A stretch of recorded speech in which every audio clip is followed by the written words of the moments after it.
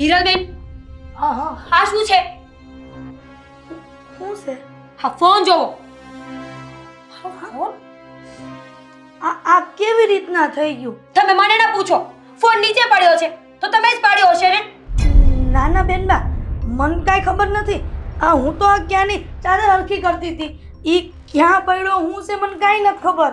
65,000 નો phone છે આ મારો, અને તમે તોડી નાખ્યો? પણ બેનબા, કહું છું ને મને કાંઈ નથી ખબર. અને હું તમારો મોબાઈલ હું કેમ તોડી નાખું? તમે છે ને મારી સાથે આર્ગ્યુમેન્ટ નહીં કરો, નહીં તો છે ને મારો હાથ ઉપડી જશે. હા બેનબા, સાચું કહું છું હો. માતાજીના સોગન, મેં નથી પાડ્યો. બસ, તમારા ગરીબ લોકોનો આ જ વાંધો છે. કંઈ પણ ભૂલ થાય ને એટલે માતાજીના સોગન ખાઈ લેવાના, તો તમે સાચા સાબિત થઈ જશો. અને મેં સોગન ખાધા તો કે આ ફોન તમે જ તોડ્યો છે. બેનબા, આ કોઈ દી હું તમારા ઘરની નુકસાની કરું એવું ક્યારેય નથી ઈચ્છતી. મેં એવું નથી કહ્યું કે તમે જાણી જોઈને કર્યું હશે, પણ તમે આ ચાદર ઠીક કરવા ગયા ને એમાં ફોન પડી ગયો અને તૂટી ગયો હશે ને? ના ના, હું ચાદર હરખી કરતી હતી ને ત્યાં કાંઈ નહોતું. આ તમે આવીને મોબાઈલ જોયો. મેં તો મોબાઈલ નથી જોયો કે ક્યાં છે. હું આદિત્યને શું જવાબ આપીશ? એને ખબર પડશે ને કે આટલો મોંઘો ફોન તૂટી ગયો તો તમારી પહેલા તો મારું આવી બનશે. પણ મીરાબેન, હવે આનું હું કરશું?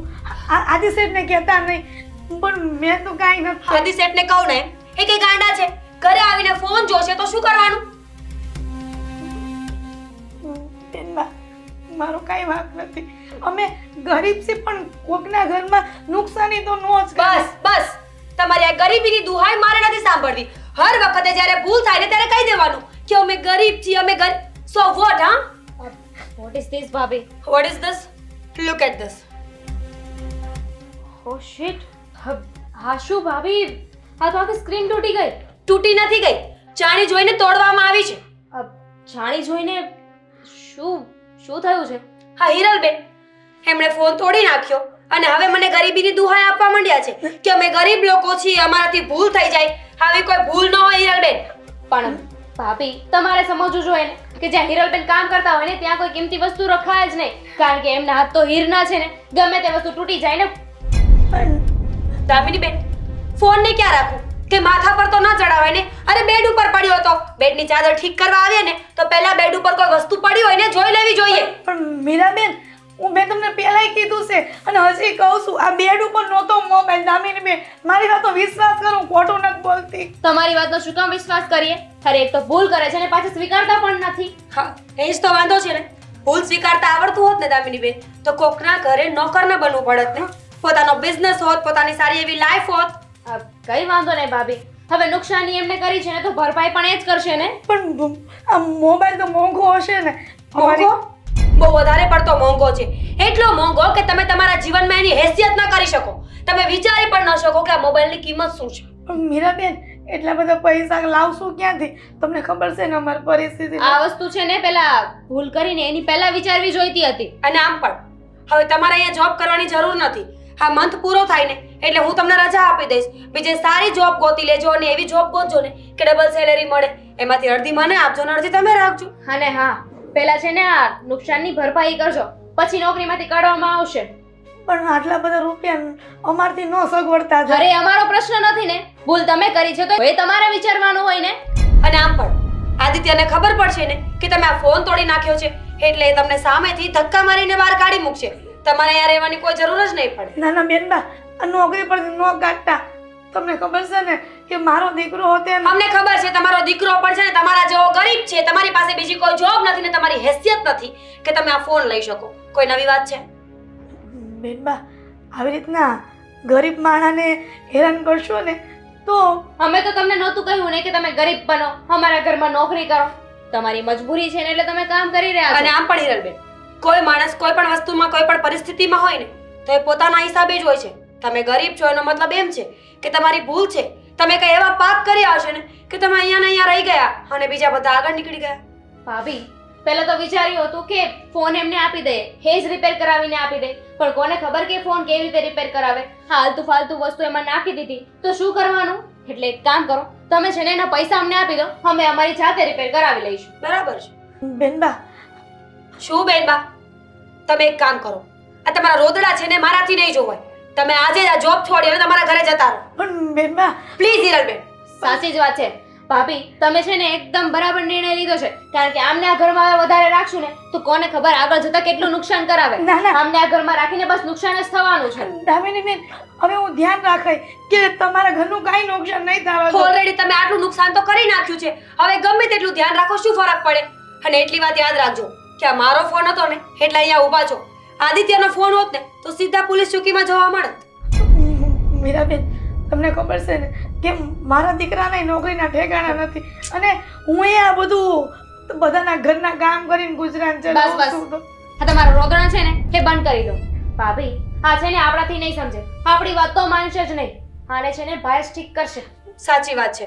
તમે તમારું કામ પતાવો પછી આદિત્યને મળી લેજો એક વખત. પણ શેઠાણી, મારી વાત તો સાંભળો. દામિની બેન, મેં મોબાઈલ તોડ્યો જ નથી પણ શેઠાણી માનવા તૈયાર નથી. મને નોકરી પરથી કાઢી નાખશે તો મારા ઘરનું ગુજરાન કેવી રીતના ચાલશે?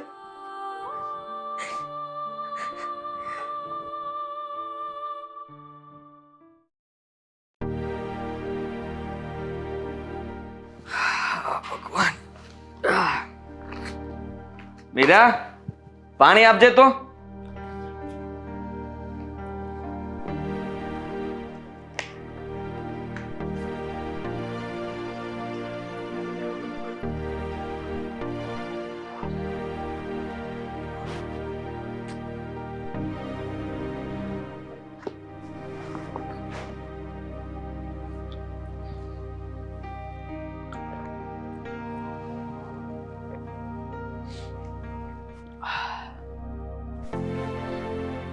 ઘરે આવીને બીજું કંઈ કામ નથી હોતું?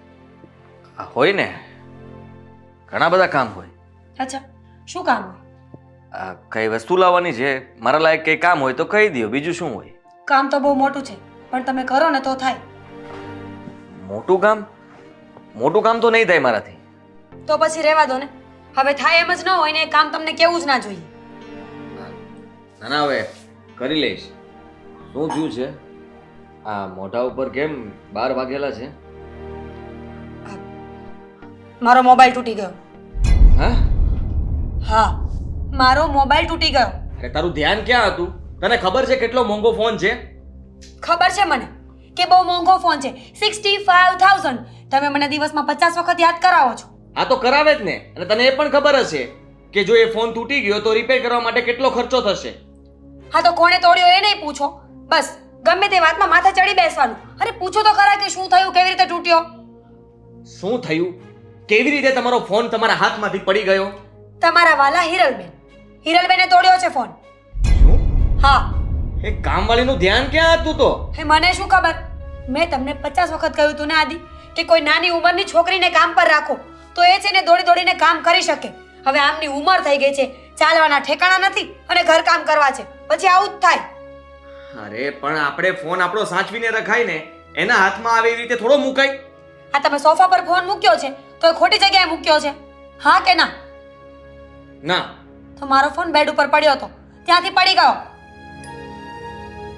તને પાક્કી ખાતરી છે કે એ કામવાળીથી ફોન તૂટ્યો છે?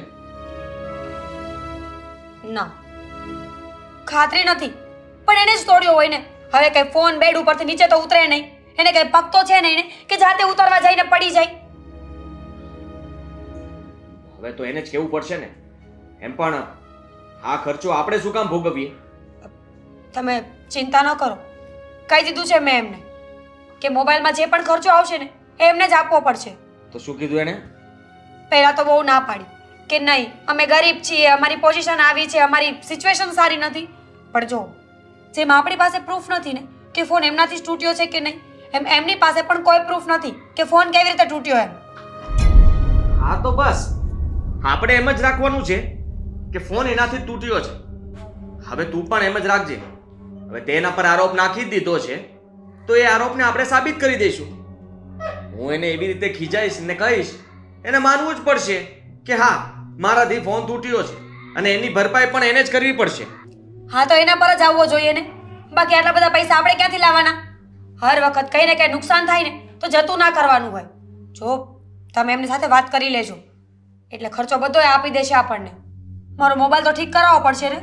હા હા, ફોન રિપેર તો કરવો જ પડશે ને, અને ખર્ચાની ભરપાઈ તો એ જ કરશે. અને ત્યાં સુધી બીજો ફોન અરે ત્યાં? ફોન તો જોશે ને મારે. ફોન વગર શું કરવાનું? જૂનો ફોન પડ્યો હશે ને, એમાં સિમ કાર્ડ નાખીને વાપરો. હા, વાવ, તમારો ફોન પણ જૂનો જ છે ને. મારા ફોન નહીં. હા, મારો ફોન અડવાની કોશિશ પણ ના કરતી.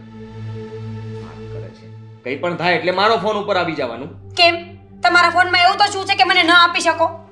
અરે ભાઈ, મારે બધું ટ્રાન્સફર કરવાનું, કોન્ટેક્ટ નંબરથી લઈને બધું આમાં ડિટેલ્સથી લઈને બધા કામના વર્કના બધી ફાઇલો આમાં હોય. એ બધું મારે શું કરવાનું પછી? સીધી રીતે કહી દો ને કે જેટલા દિવસ ફોન ખરાબ રહેશે ને એટલા દિવસ ફોન નહીં આવે તમને, તો તમારા જીવને શાંતિ રહેશે ને. હા, તો હું તને પણ કહી શકું ને કે તારે પણ શાંતિ રહેશે ને. જ્યાં સુધી તારો ફોન રિપેર થઈને તારા હાથમાં નહીં આવે ત્યાં સુધી એમ પણ તારે કામ શું છે? હા, કંઈ જ નહીં ને. મારે શું કામ છે? પણ એ ભૂલી ન જતા કે ઓફિસ જોઈ છે મેં તમારી. હા, ધમકી નહીં આપ. ચા બનાવી દે મને. બનાવી આપું છું. ગ્લાસ તો લેતી જા. કામ તો પોતે પણ કઈ નથી કરતી ને કામ વળીને. હેલો મિત્રો, જો તમને અમારો વિડીયો પસંદ આવ્યો હોય તો અમારી ચેનલને લાઈક કરો, શેર કરો અને સબસ્ક્રાઇબ કરો. Thank you.